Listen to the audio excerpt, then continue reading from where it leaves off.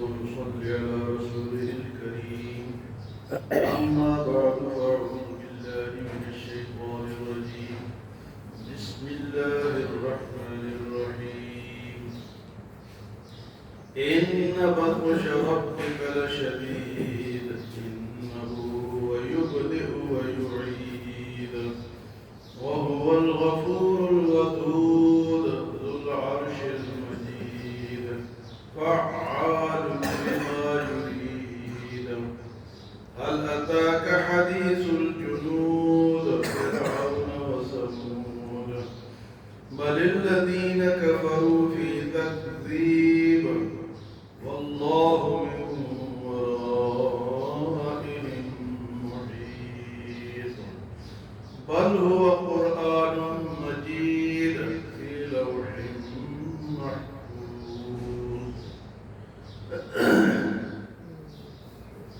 سورۃ البروج میں ایک واقعے کا ذکر ہوا جس کا کل آپ حضرات نے سنا کہ ایک بادشاہ کا ایک جادوگر تھا.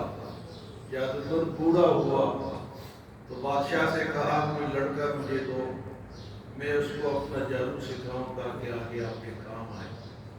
وہ لڑکا جب جادو سیکھ رہا تھا تو راستے میں ایک راہب بیٹھتا تھا، حضرت عیسیٰ علیہ السلام کے دین پہ تھا.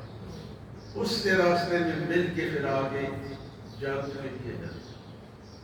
تو اس طرح کرتے کرتے وہ اس دور کا مسلمان ہو گیا. اور جب بادشاہ کو پتہ چلا، بادشاہ نے کہا یہ تجھے میں جادو سکھانے بھیجتا تھا یا تو یہ سیکھ کے آیا. بہرحال بادشاہ نے اس کو بڑے مارنے کی کوشش کی، کبھی کہاں سے گرایا، کبھی سمندر میں پھینکا، کبھی آگ میں پھینکا. وہ بچتا تھا، اللہ نے اس کو بچایا.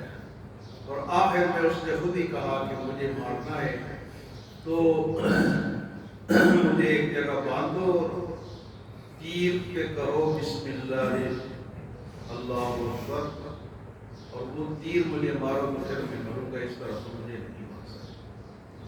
بادشاہ نے جب اس طرح اس کو مارا تو دیکھنے والے سارے اس سے بادشاہ ڈرتا تھا کہ لوگ مسلمان نہ ہو جائے. وہ جب اس کی کرامت کو دیکھا سارے لوگ بچتے رہے، وہ خود بھی بچ گئے. سارے لوگوں نے جب دیکھا تو اس کو مارا تو سارے کے سارے مسلمان. بادشاہ جس چیز سے ڈرتا تھا وہ کام نہ ہو سکا. تو بادشاہ نے کیا کیا کہ خندقیں کھودی اور خندقوں میں آگ جلائی، کوئلے ڈالے، لکڑیاں ڈالی تاکہ ان لوگوں کو سزا دے.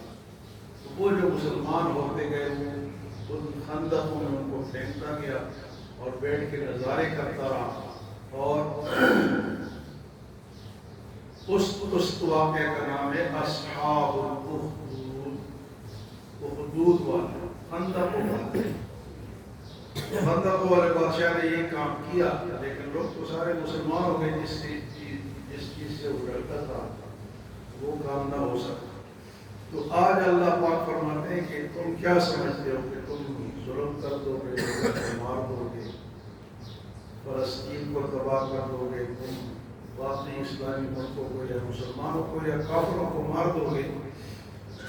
لیکن فرمایا ان بطش ربک لشدید، تیرے رب کی پکڑ بہت سخت. وہ جب پکڑتا ہے تو اس کی پکڑ سے کوئی جان نہیں چھڑا سکتا. دنیا سے تو لوگ جان چھڑا لیں گے، بڑے بڑے جابروں سے لوگ بھاگ گئے، جیلوں سے بھاگ گئے، ملک چھوڑ دیا، زیر زمین چلے گئے، لیکن اللہ کی پکڑ سے کوئی بھاگ نہیں سکتا. فرمایا ان بطش ربک لشدید انہ هو یبدئ ویعید. اسی نے ابتدا سب کو پیدا کیا اور دوبارہ بھی وہی پیدا کرے گا. جس نے پہلی دفعہ پیدا کیا دوبارہ بھی وہی پیدا کرے گا. انہ هو یبدئ ویعید وهو الغفور الودود. اور وہ تو بڑا بخشنے والا اور محبت کرنے والا ہے. بخشنے والا اور محبت کرنے والا ہے. وہ اپنے بندوں سے محبت کرتا ہے، تو اس لیے قرآن بھیجا کہ یہ کرو یہ نہ کرو تاکہ بچ جائے. اور اس لیے یہ ہمیں یہ پیغمبر بھیجے، قرآن بھیجے، صحیفے بھیجے، تاکہ لوگ جو ہے وہ کیا ہے کہ جہنم سے بچ جائے۔ وجہ کیا ہے کہ وہ بندوں سے محبت کرتا ہے۔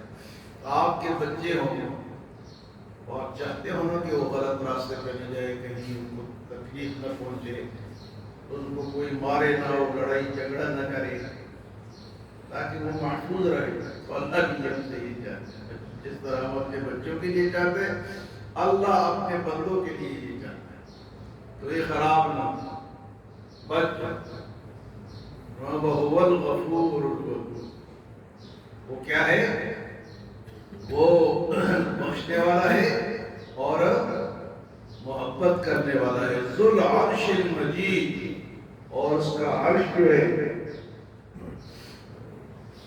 وہ عرش مجید، عرش اور بزرگی والی جگہ، بہت بڑا عرش ہے اللہ کا۔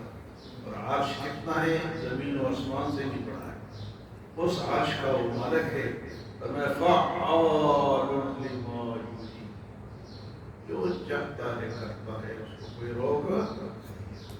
فعال لما یرید، جو وہ چاہتا ہے وہ کرتا ہے، اس کو کوئی روک نہیں سکتا، اس کے راستے میں کوئی نہیں آ سکتا، اس کا کوئی مقابلہ نہیں کر سکتا۔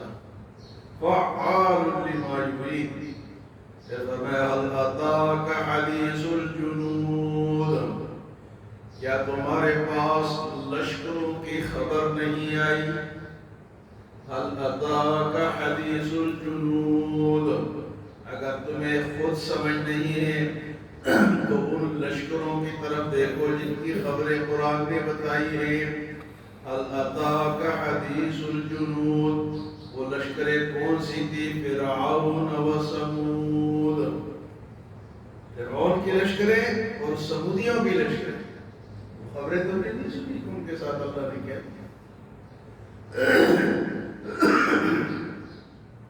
فرعون و ثمود بل الذین کفروا فی تکذیب، بلکہ یہ کافر اب بھی جھٹلاتے ہیں، حق کو جھٹلاتے ہیں، حق کو نہیں مانتے، اتنی باتیں سمجھنے کے باوجود۔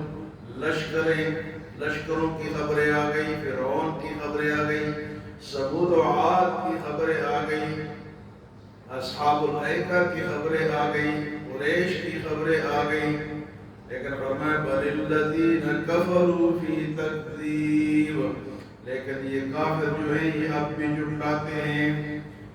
فرمایا واللہ من ورائہم محیط، اور اللہ نے ان کو ہر طرف سے گھیرا ہوا ہے۔ واللہ من ورائہم محیط، کدھر بھاگو گے؟ کہاں جاؤ گے؟ ہاں کوئی جگہ ہے بھاگنے کی؟ من اقطار السماوات والارض فانفذوا لا تنفذون الا بسلطان فبأي آلاء ربکما، بھاگو اس پہاڑ سے، اس طرف سے، اس طرف سے، کدھر کوئی جگہ ہے بھاگنے کی؟ کوئی۔ فرمایا واللہ من ورائہم محیط، اللہ نے ان سب کو گھیرا ہوا ہے ہر طرف سے۔ بل هو قرآن مجید، بلکہ یہ قرآن ہے عزت والا۔ اس کو تم سمجھتے نہیں، یہ عزت والا قرآن ہے اور یہ اللہ کا کلام ہے۔ بل هو قرآن مجید، صاحب عزت کلام ہے، صاحب عزت قرآن ہے۔ اور ایسی بات بھی نہیں ہے کہ اس میں کوئی گڑبڑ کر لے گا، کوئی کمی بیشی کر لے گا۔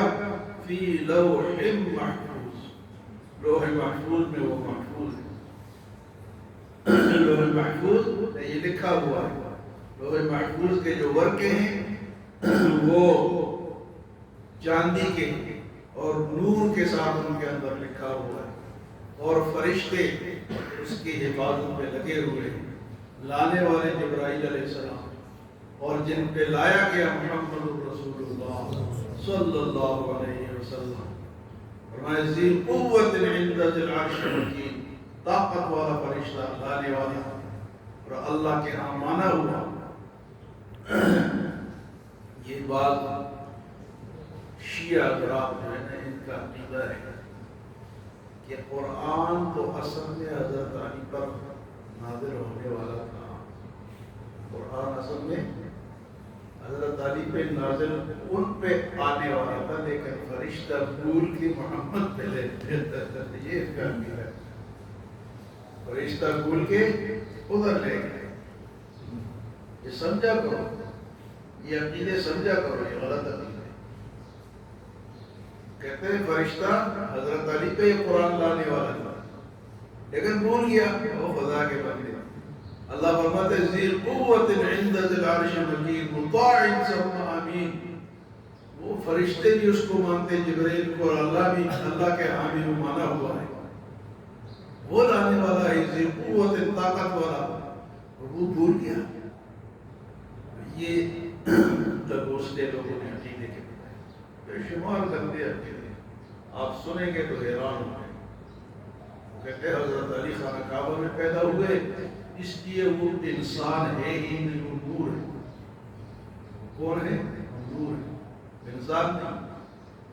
وہ ایک مولوی صاحب نے ہمیں کہا کہ وہ اگر نور ہے اور انسان نہیں ہے تو کیا حضرت علی پیشاب نہیں کرتے؟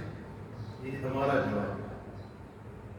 جب نور ہوگا اور خانہ کعبہ میں پیدا ہو گیا اس کا کیا مطلب ہے؟ نور ہو گیا.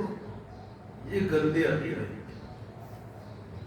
حالانکہ حضرت علی خانہ کعبہ میں پیدا نہیں، اپنے گھر میں پیدا. ایک عقیدہ ہے بیان کرتے ہیں. تو ہم اس لیے بیان کرتے ہیں کسی فرقہ واریت کے لیے نہیں کرتے. ہمارے لوگوں کو پتا ہو، ہمارے اہل سنت کو بھی تو پتہ ہو کہ یہ کیا کہتے ہیں، کا عقیدہ کیا ہے. حضرت علی کو خدا کا بھی درجہ دیتے ہیں. تو بہرحال فرمایا کہ فی لوح محفوظ، یہ قرآن لوح محفوظ میں محفوظ ہے، اللہ کے ہاں لکھا ہوا ہے. جو اس نے بھیجا ہے ادھر جو ہے وہ ادھر بھی ہے، اور حضور پر بھی یہی قرآن ہے، جبرائیل بھی یہی قرآن لائے. اور اگر تم نہیں مانتے ہو تو میرے پاس لوح محفوظ میں لکھا ہوا ہے، قیامت کے دن تک تمہیں نظر آئے گا. اللہ ہمیں عمل اور سمجھ کی توفیق عطا فرمائے.